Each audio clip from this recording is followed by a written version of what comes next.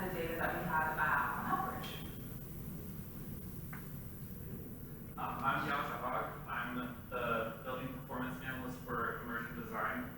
My background is in interior design, but from moving now with immersion, I've now really focused in on the sustainability practices for the company.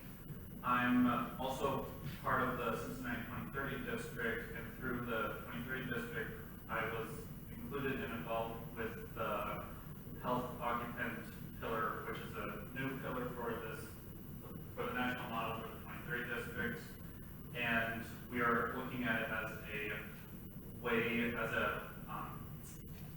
a new way to look at how can regional health criteria impact the built environment, and how can we combine those two together so that our organization, like the built environment and health, can talk to each other and understand each other in a cohesive way. Immersion design, for those who aren't familiar, we are a architecture and structural engineering company, and our mission is really to advance science, to advance society. And we focus a lot on Department of Defense work, government work, civil government, so fire stations, police stations, as well as education and science and technology. And this is where I get to come in and bring all the health information. So I'd like to think that a lot of people have what we think is sort of like universal knowledge, but being here, I feel like I'm a lot out of place. So we're talking about buildings and architecture, definitely not universal knowledge. And so from this sense, what I have found to be the most impactful piece of information over the last few years is that your health, and really the health of communities at large, so individual or community settings, is really only influenced 20% by medical care. And so this might be a statistic that you've heard before. And so when we ask about how we approach the health of ourselves and our community members, we typically see that in a downstream treatment-driven approach. So most money being spent in hospitals, healthcare, clinical delivery sites, and really on a reactive metric. I found that this was obviously not planned, but the keynote, Amy, man, she could not have prepped us better for this interdisciplinary, preventative-based, resilience-focused approach.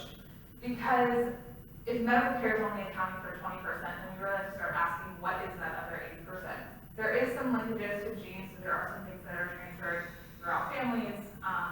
The interesting thing about that sometimes is it's important to remember you have this level of genetic passing down, you have heredity, but then you also have family and cultural characteristics that are really bucketed into this family history that may not necessarily be driven by genetics.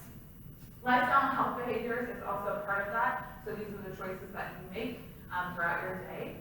But it's important to remember that oftentimes, or more often than not likely, your choice is driven by the environment that you're in.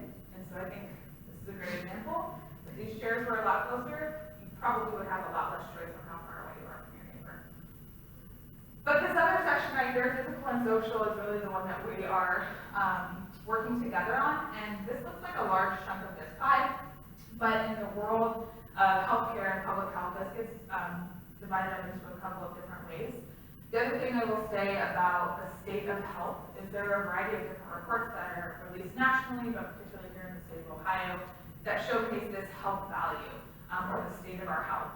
And unfortunately, this region in particular, and so when I think of this region as this tri-state sort of southeastern Indiana, southwestern Ohio, northern Kentucky region, has one of the most dense healthcare regions in the country, where we've got multiple major hospital systems, multiple 20, 30 health departments, a variety of different community-based organizations, chambers, big academic institutions, but we continually rank very poorly. HPIO, which is something called the Health Policy Institute of Ohio, does a health value dashboard, which essentially compares how much we spend on healthcare and how healthy we are, and we are number 47. Ohio is 47 out of 50 in that ranking. So we spend the most, but ultimately result in some of the poorest health outcomes around the country. So this term of health and wellness, they typically get bucketed together, but one way to extrapolate those two things is to think about how they're measured. So when we think about health, people typically measure it in things like longevity, so how long you live, how many healthy years you have, so how many years you have without disease or disability. We measure it in things like triglycerides, or all the things that come back when you get your blood taken, blood pressure, hypertension, right? All these sort of quantitative metrics. Wellness is innately, typically much harder to measure. What I find really fascinating about the keynote speaker, she talked a lot about resilience. Resilience is a measure that people have tried really hard to measure in the space of public health and wellness and academic literature. There's actually a scale called the DRS, the Great Resilience Scale, that I did an academic paper on that way back in the day when I was in grad school. And so it feels very serendipitous to sort of be here and talk about resilience in this way. Some other things we think about wellness are people's level of social connectivity, which has come about and become really risen to the top in the last year and a half when we think about the amount of time that we spend not only indoors but in isolation. You might have heard the term social distance over the last few years, but they're actually trying to reframe that to say physical distance. Has anyone heard that change in language? Yeah, so in the public health sphere, we tried to change that frame. Originally they said social distance, and really what we mean is physical distance. But how do we create that social connectedness, that high level of feeling connected to my peers, my family, my community, when we can't physically be there? And so that's a really big indicator of wellness. So with this whole conversation around health, Jones Lang LaSalle made a study quite a number of years ago where they looked at understanding how does this impact the actual business organization from a dollars amount. And so they found that on average, for every $3 spent per square foot spent on utilities, they would spend about $30 per square foot on rent and operations. And then about $300 a square foot is spent on salaries and benefits. And so what became clear from that is that this impact on salary and benefits is the biggest chunk of where organizations spend their money on, and rent and operations not so much, or utilities even less. And why this is important is that the health impacts of your organization, or of your people working for you, they are the ones that really impact your bottom line. Because if they are healthier, they're coming back to work, they're actually performing work for you, which means that you can drive a profit. If they're always sick, and during COVID we noticed this especially, is that we're now having more labor shortages because people are either sick, or they're working from home, or they're not working at all, and just staying home. And I recently found out that a local coffee shop by my house, they are struggling to have people come in to work because they just hired someone, and then the day that she was supposed to start, she called in and was like, sorry, I'm not gonna actually take this opportunity, and essentially canceled on him that day that she was supposed to start. And that's becoming more and more of the thing that's happening. So if we can show that, where organizations can show that they are making the effort to really drive at the salary and benefits, more on the benefits side, and showing that you can now actually improve the health of occupants inside the building, we can then expand on getting people back into the office and back to work.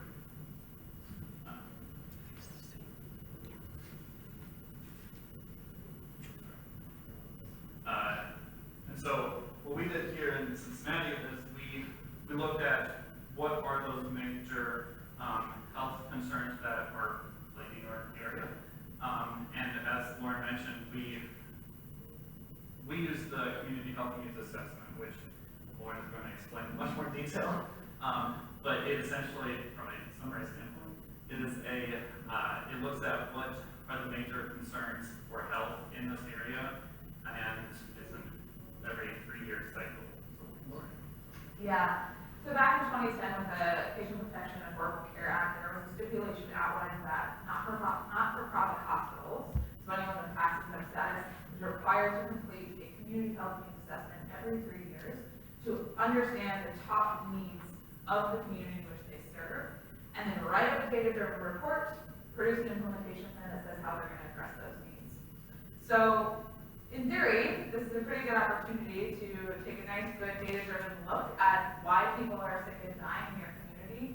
But much like any governmental stipulation, it comes with some pretty gray area on how to go about that. So largely it has been a compliance activity from the IRS by many hospitals, and health departments also have a requirement to do it under their governing body, which is called FAB, the Public Health Accrediting Board.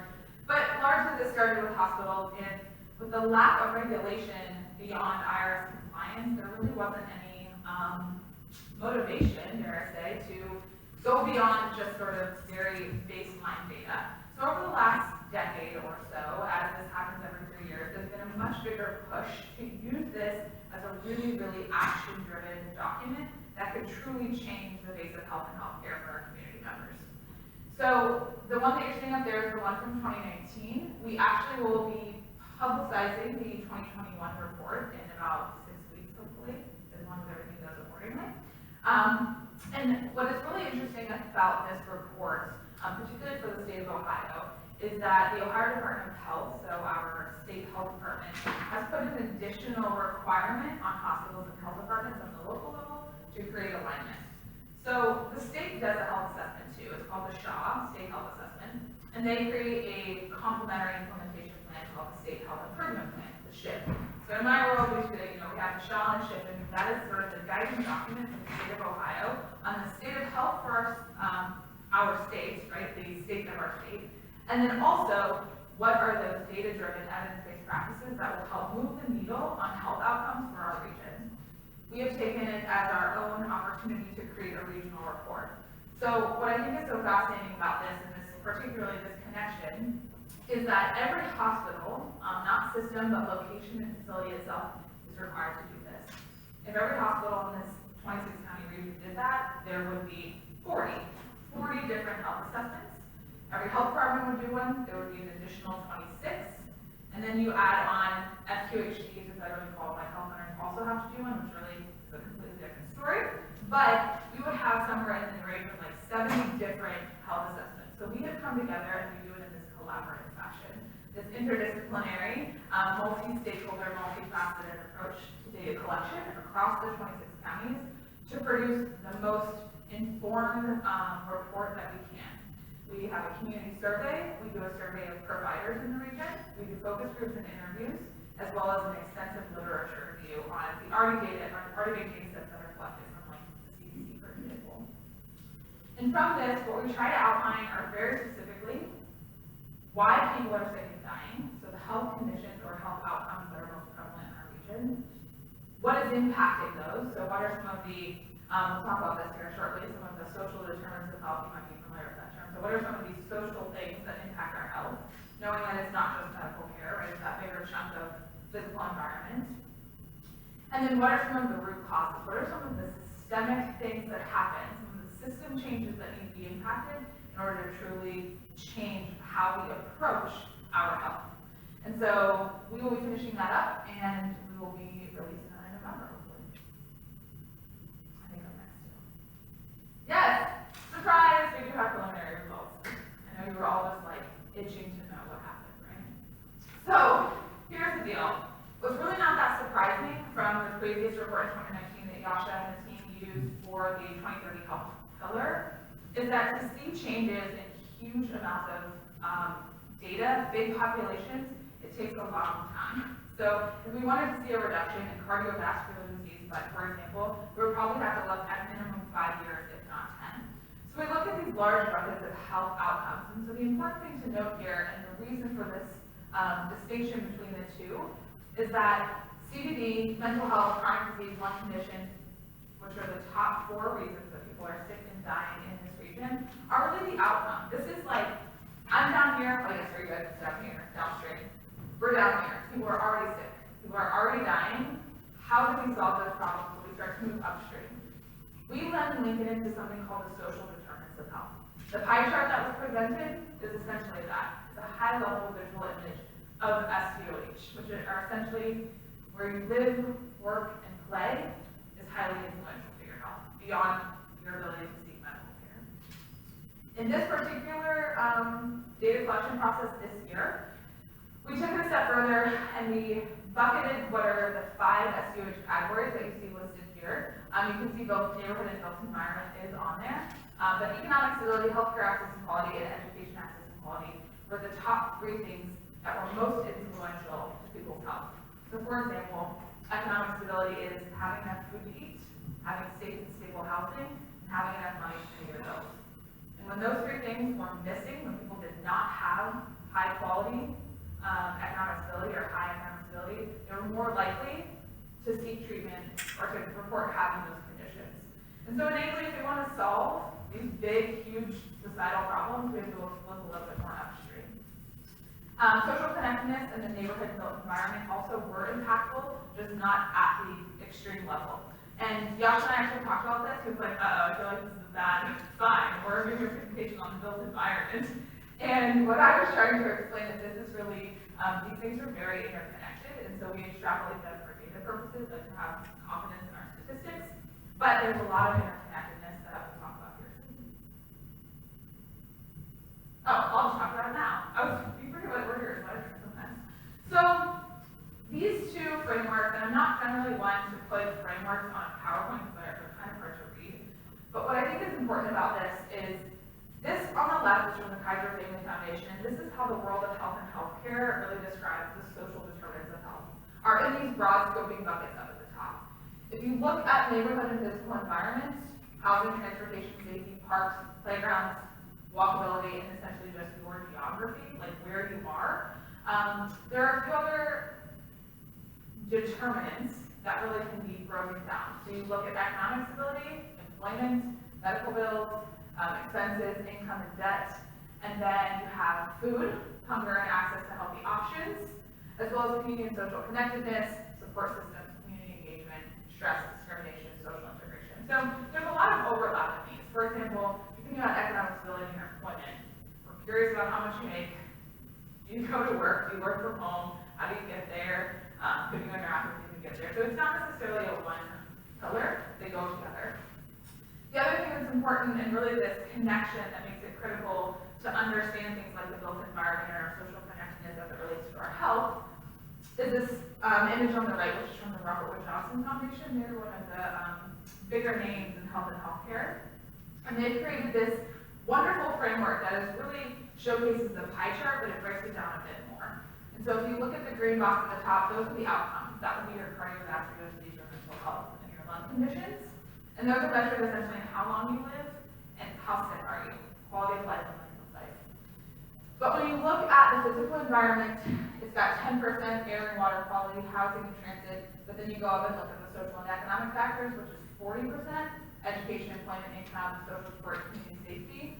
That together is that 50%. That's where that huge chunk of that pie chart is broken down a little bit more deeply in the world of health and healthcare when we're trying to understand how these things impact our health.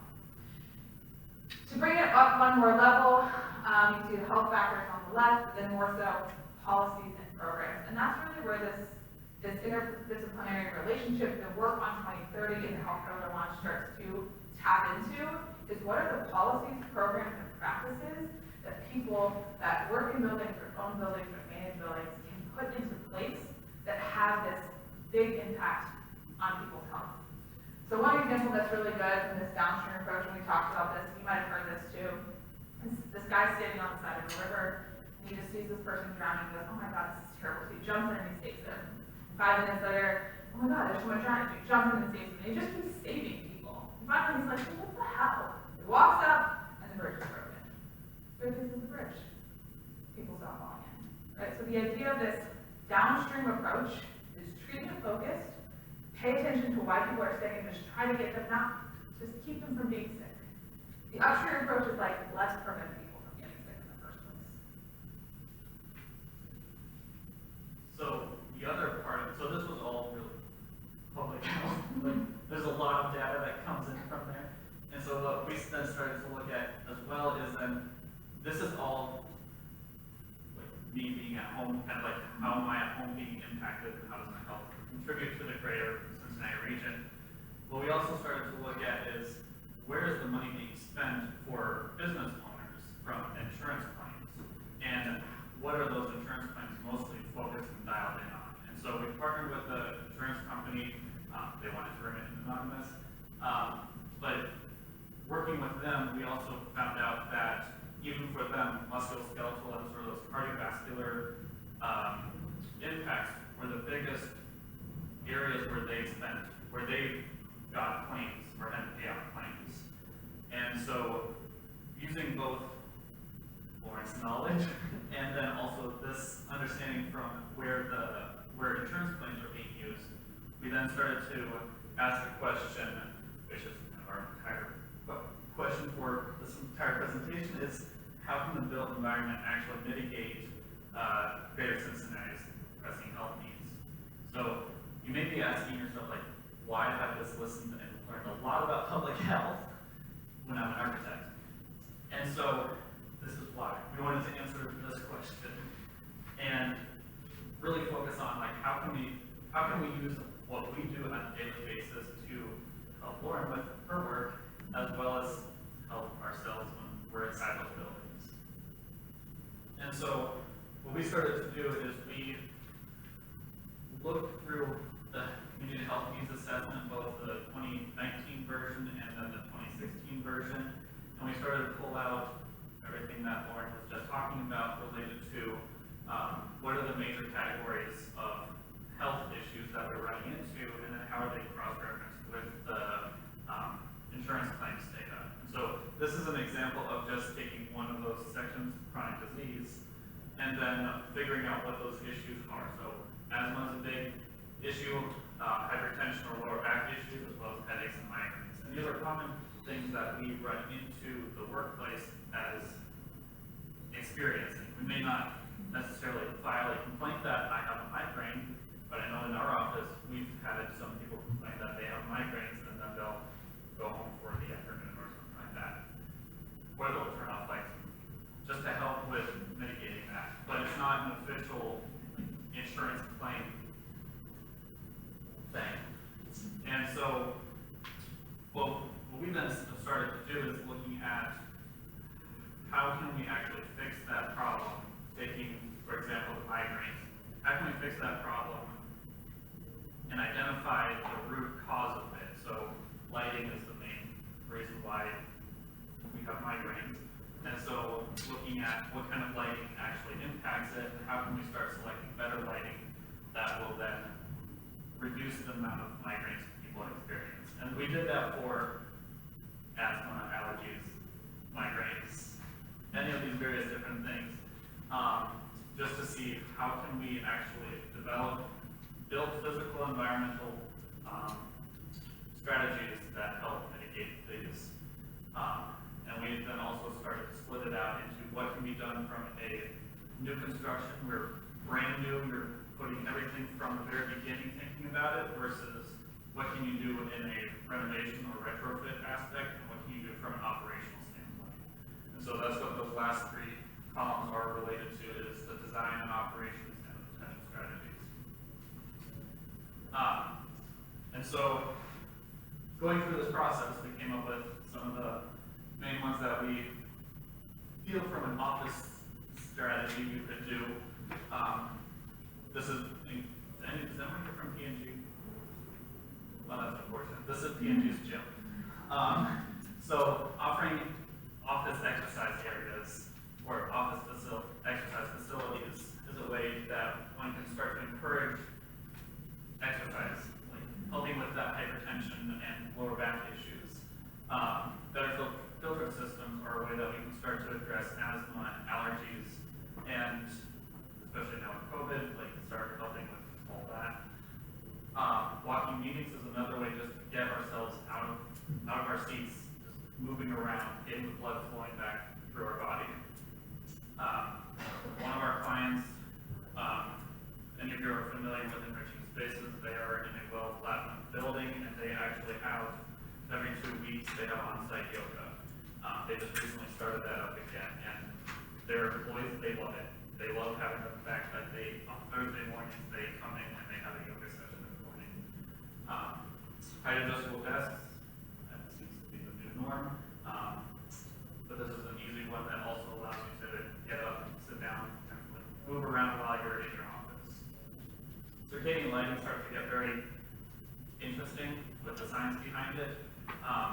There's different kinds of circadian, or things that are being marketed as circadian lighting. So circadian lighting, it starts to impact our circadian rhythm, which is our sleep-wake cycle.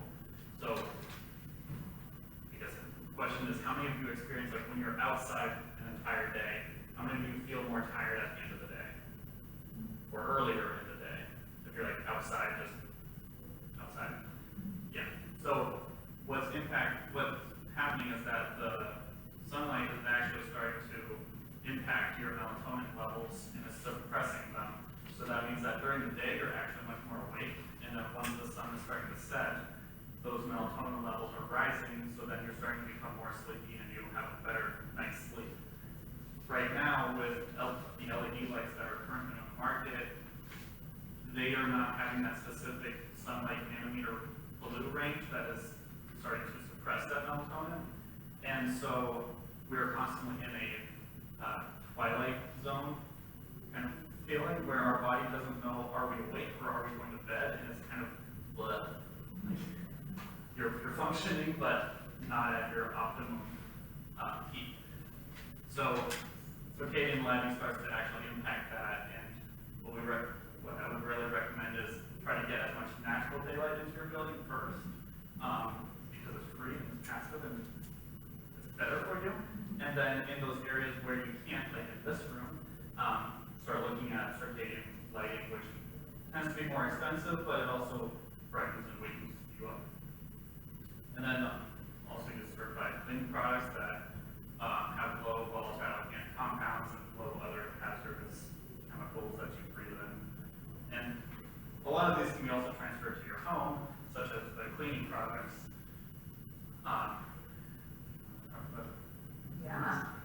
Yeah, so when we originally talked through this presentation and this slide came up, there was this sort of line drawn in the sand around not my choice, right? It's very much like, well, that's the building that I'm in, and here are all the things that I have control over. And Yasha and I kind of went back and forth and had a good discussion about, essentially, in my opinion, I'll be very clear about this, you have choice, and you also only have the choices that are available to you. It has to do a lot with where you live and, you know, your privileges as a person of age or color or gender or race or et cetera. I really, really appreciated Amy's talk this morning, particularly about recycling ideas. I would imagine that a lot of what I'm saying feels like kind of familiar, and maybe there are things that you talked about, and maybe there are just other ways that it gets explained in different fields. But we all really are seeking the same kind of thing. We want to be the healthiest version of ourselves most often. But more often than not, what we're saying is, I'm really tired, I should probably eat more, and I should probably work out more. Right? Like, generally speaking, that's kind of the triad of like, these are the things I should do. And historically, as humans, we have been really put down that those things are our choice, and if you're doing that, you're making bad choices. If you're doing it, making good choices, and if you're not, you're making bad choices. And what we're trying to put forth from a public health approach and this upstream healthcare initiative approach is that, yes, there is a level of independence and choice that goes into this. So my background, my PhD is in health education, and a lot of this says personal behavior has big impact, but when we really look at the data, it doesn't. That's why it shows up as lifestyle choices is really quite a small piece of what happens, because your choices are largely influenced by your environment. And so we've kind of broadened the scope of environment to include the built environment, like all the things that Yasha talked about. I mean, years ago, you probably heard the term city is the new smoking. You guys ever hear that term? Yeah, it was all the rage. So everyone was like, oh my God, we should stand up once an hour. Yes, that's true. But we were able to link it to something that people really understood, right? Like, smoking is bad. Now we're kind of trying to get into this realm that, like, people who have smoked in the past or currently smoke now, there is a level of choice that starts there, sure, but at some point we go, wait a second, what's big tobacco's role in this? And now everybody's pretty much, in my world, on board with, like, marketing millions of dollars. So if we can start to reallocate the way we fund things, reallocate resources into places that support healthy choices, what might that look like in our downturn So when you think about a balanced diet and physical activity and engagement and seeking out information, all of those things are choices that you can make if you know how to make them, know where to go for it, can pay for it, feel confident in being able to do it. I mean, the best example that ever comes to light is when I used to teach college students, and I would ask them, "God, what's the hardest thing for you?" They're like, "Working out." And I'm like, "Yeah, I know, I get it. What are you guys doing at 6 a.m.? And they're like, "Oh, no, I'm not gonna get up at 6 a.m. And I'm like, "Well, you could though, right?" And they're like, "Well, yeah, but I'm tired." "Well, why are you tired?" "Because I stayed up late studying." And it's like, okay, choice, but they have all these resources, right? So there's this level of choice, and then there's also this innate ability and desire. So we have to balance these things between what we're offering up as choice and what is actually part of and not choice. And so the goal here, and the role that we're hoping that environments, building owners, businesses play, is to say, how can I make the healthiest choice the easiest choice? Providing on-site opportunities to eat healthy, on-site farming markets, vending machines that are serving up things that aren't candy and chips, physical activity, gyms, on-site yoga for community engagement, or how is your business advocating for or being a part of community-wide efforts on these things? And I like to put up this model because it's called the social ecological model. I think there's a variety of frameworks that get thrown out there. I've thrown out a bunch today. I'm an academic by trade, so I live on models and frameworks. But I particularly love this one, and dare I say, a true nerd in me would say, this is my favorite model. We live in concentric circles, right? It's very hard to say that the things that you're doing are not largely influenced by a variety of other things. And so the very middle circle individual is that knowledge set, that base, that like, I know I should work out, I know how to, I know where apples are, I can eat healthy, etc. But then you have to level up into where does that exist? All the way up to the public policies, right? The laws and regulations of the country and the states, localities, organizations, policies that influence that. If your business set a policy that you have an on-site farmers market, there's a lot more chance that you will buy local produce regularly than if there's not. And so people can argue choice all day long, but at some point there is this interconnectedness of our worlds. There's this interconnectedness of how we exist in our home and in our communities and our businesses that we have to start to understand. How do we invest in those upstream practices that will help people make better choices?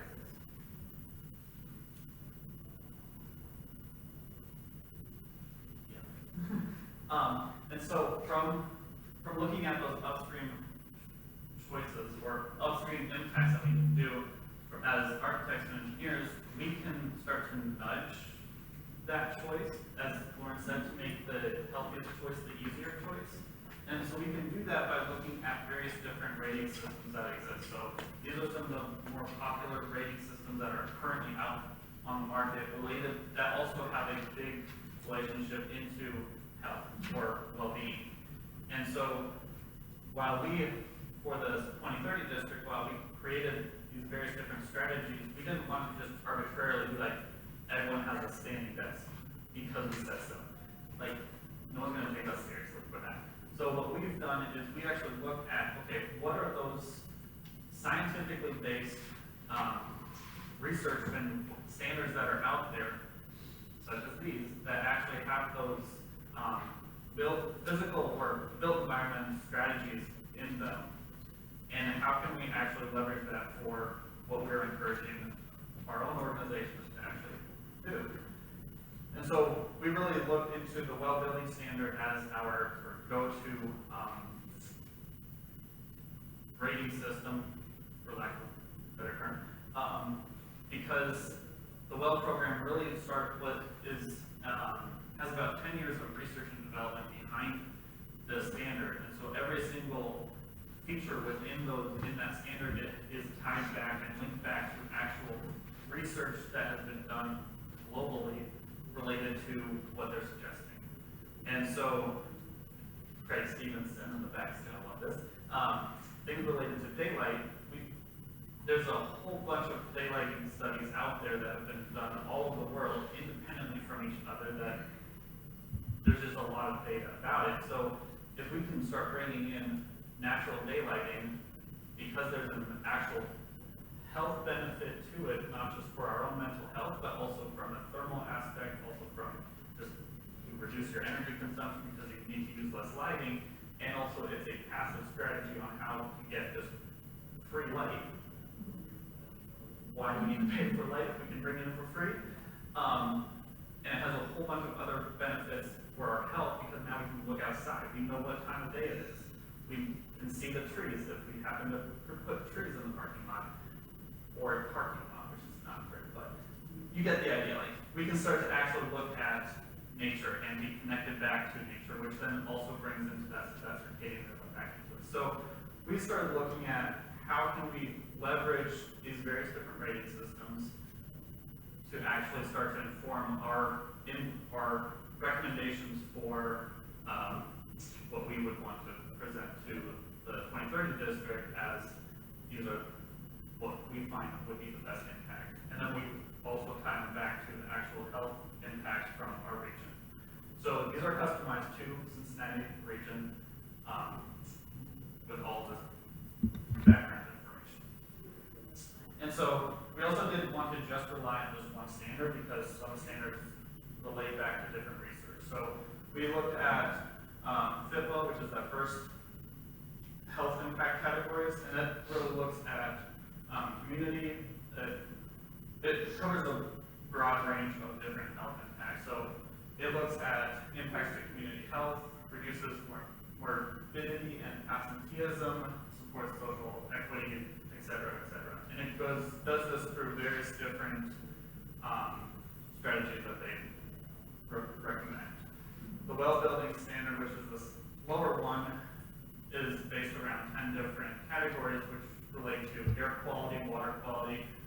It's really, for those familiar with LEED looks at efficiency and is really looking at how do I make my building more efficient and make it better or make it better from a building standpoint. Well and fit well and reset air, these kinds of standards look at how do I make the people inside the building better.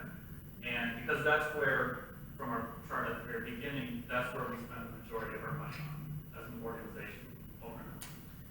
And so, well looks at 10 different categories, so everything from air quality to impact on community. And so, what we've done from there is essentially create this 2030 district brand new health pillar. So if you're not familiar with the 2030 district, it is a national model that is looking to reduce carbon emissions from energy consumption, water consumption, and transportation emissions by 50% by 2030. As a national model, it's actually looking at how do we do this on a district level. So it's bringing in organizations, not just architects, but also building owners to commit to trying to reduce down those carbon emissions. What we've done here in Cincinnati is we've looked at, okay, well, that's great. We're 100% interested in doing that, but we also have the whole health issue with like our air quality is, every now and then we see the air quality signs saying like, please don't drive, and it's on the highway, so you only see it when you're driving. Not drive. So, right. So we started looking at like, okay, how can we create this new pillar that looks at occupant health? And so looking at all the community health needs assessment data, all the insurance claims data, and also comparing it with all these different rating systems, we then started to create this occupant health guide that is now, if you scan that, you can actually download it, read it. That introduces 14 different strategies for building owners that we recommend and find would be the most impactful for improving our region's health. So that's kind of where we're at now. So the next level is starting to see how can we start to use this health guide and how can we start to see hopefully results in the community health needs assessment in future iterations of it to see how we actually make an impact and how has it actually benefited. So with that, we're scanning it. I can hold on for a second. You can also look it up when when you look up for the Cincinnati 2030 district, under their health guide, or health district, I think is what it's called, you can download it from the website directly. So with that, we'd like to open up for questions. Or blank stares, that's fine. No pressure. Yes. All the buildings participate in them. The buildings, how about the adoption of that? So, a little blind. So we started the 2030 district in 2019 is when it officially launched. And we had not yet created the health pillar was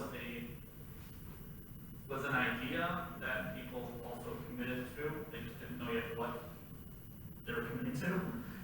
But throughout 2019 and a lot of 2020, we then went through all of this research process and figuring out what this health pillar should look like. And from what we also layered in is like, okay, we know that the majority of the district members are all existing owners. They're not building new buildings necessarily, they're all existing owners. So how do we layer in that factor of it so that the strategies that we recommend can be done in both a new building, but also can be done in an existing building. And so we have circadian lighting as one of our strategies, and we know that you can't just come in and you're not going to just replace all your lights right away. But the way that the 2030 district model is set up is that our goal is by 2030 that 7 of these 14 suggestions are implemented. And so we are looking at, or we're hoping that the next time that a renovation happens in an existing building, that this then becomes a helpful guide to start to layer in as just another layer of, oh, we're a 2030 member and they have this health pillar thing, we should maybe look at what their recommendations are for our next renovation. And then you can start to have that conversation earlier on. And you can then tie it also to the health component. Because we're the ones that are in the building and have to live in it. Yes? How are the results of this 2030 health pillar being pushed out into the community or advertised or, gotten out there besides people like you know about it? By coming to presentations like this? Beyond that.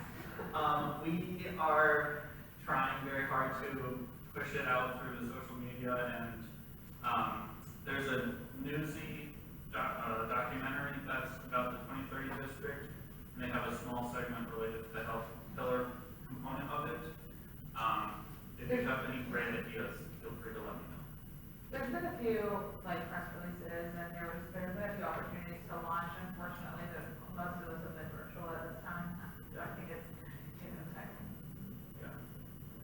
Yes. I presume it's a big share of all the members that are currently participating in the 2030 program. Yes, we had a launch event. We've had 2 launch events for the health pillar. One was a soft launch back in January, and then we did a more official big launch in June. And so the soft launch was really just to get some feedback from the district members of here's where we're at and what we're thinking, and then we got some feedback on there's some things that we don't think we can be able to do just from an existing building. So we started to assess them okay, is this really, not sound bad, but is this something that you're just trying to get out of and want to have a more lenient threshold, or is this something that is a legitimate concern? And so we started to we made a few changes based on those, and then the big launch in June is the current version of it. Yes? Would you see there's a change in whether it's corporate leadership or building owners' willingness to invest in this type of, kind of broader initiative? Is there more willingness, are you seeing more willingness, or at least a recognition that employers are our primary cause of stress, and how can they be better responsive? Unfortunately, I think COVID has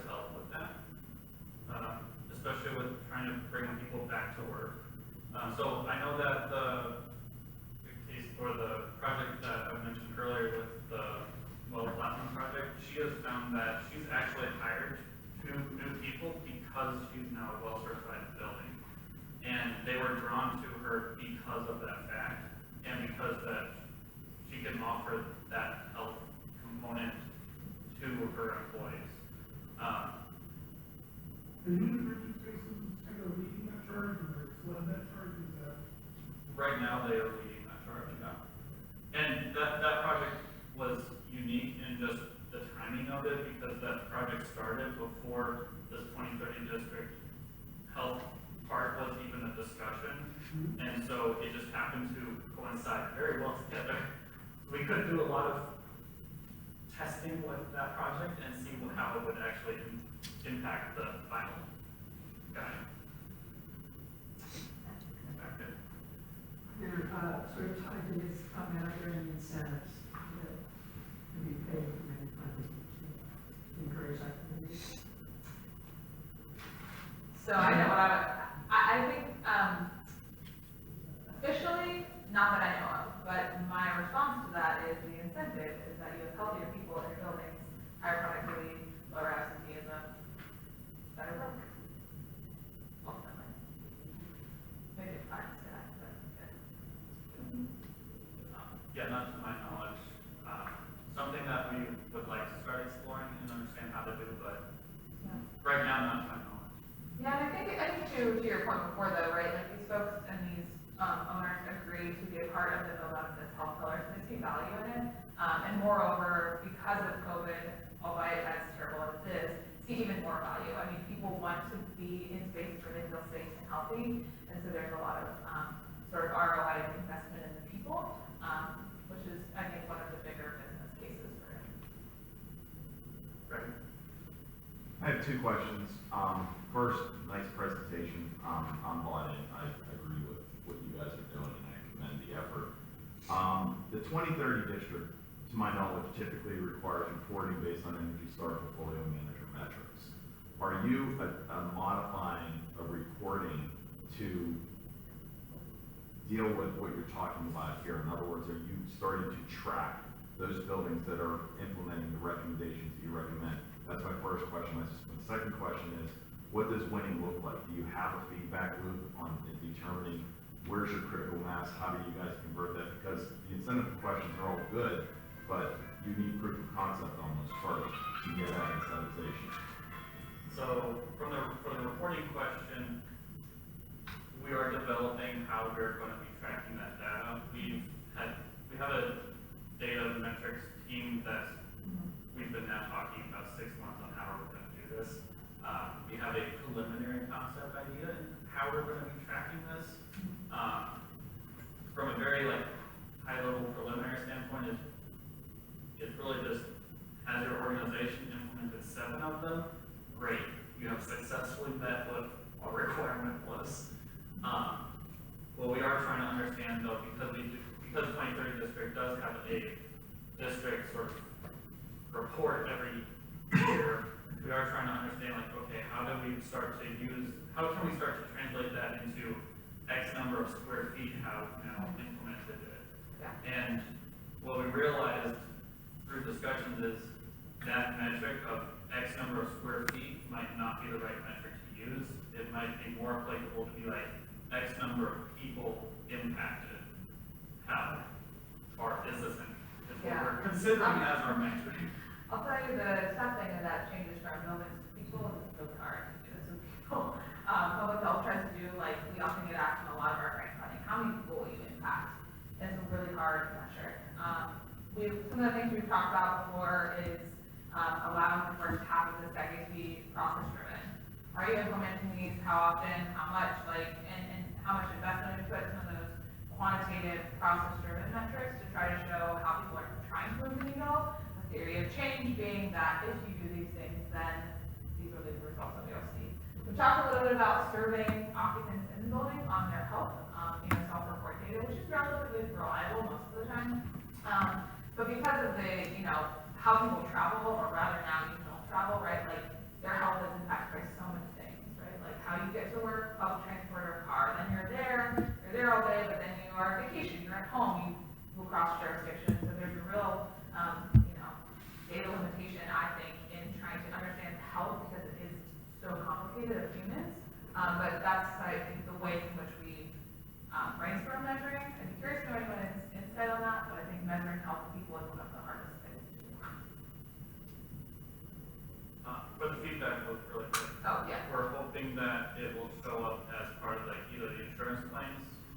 reducing them, That might be true, yeah. or in the community health needs assessment during hospital visits. Yeah.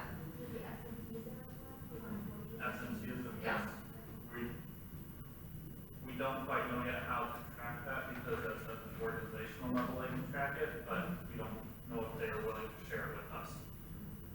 So there's that component too, is like how willing are they to just data sharing? Yes.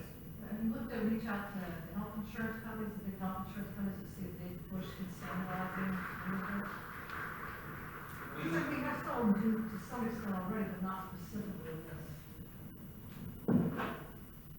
We have preliminary conversations with some of the health insurance companies, but one health insurance company helped us with figuring out where they spend where most of their claims are being paid out for. But the broader, this comes again back to the data sharing question, and we're still trying to figure that out. Data sharing is really hard. Working at an HIE, one of the top things that people are concerned about is like my personal health data. Right. There's a lot of paperwork that goes into that. I do think to your point, health insurance, private companies, private insurers, which are going to be probably the bulk of people that work in buildings, because they likely have insurance from their employer and are on public Medicare and Medicaid. That might be a good way in, is to like weave that into the insurance benefits that the organization or business is offering. Be able to collect that back, and particularly on the level that would be most impactful is pretty, starts to get into things like PHF, personal health information, which tends to like get into the HIPAA conversation, which just. Right, but see that they can incentivize, just like they do their various wellness programs, they can incentivize, the company gets a break from their insurance for participating in, X, Y, Z numbers of persons and stores. Thanks, great. Any other questions? Cool. Thank you. Thank you.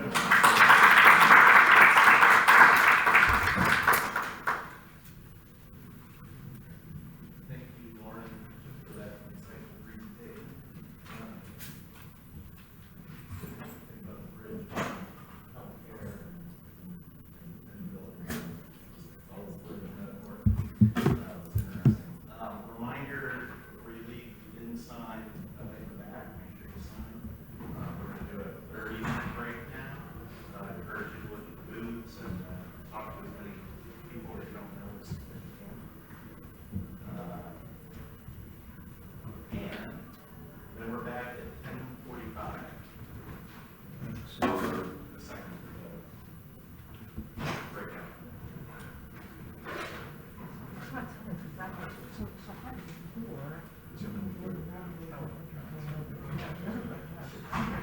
I hope so. We're in Melbourne and stuff. Yeah. It's Melbourne. Is that half empty or 75% empty, beautiful building at Siemens Evans. Oh, gotcha. Yeah. Do they already have that there? Yeah, I know. Yeah, the Siemens PL. Yeah. Yeah. Yeah. Product lifecycle management is software development side of our business. That didn't seem so far. Yes. I remember that. I don't know the name. That was out in Belford. I haven't been by there in a long time. Huh? Gave it 10 minutes first. You were next in line. Sorry about that.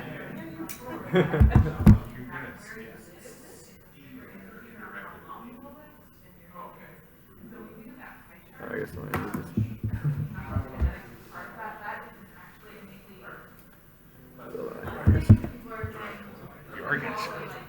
Huh? Oh, I'll put my name in. I don't need any credits. Yeah.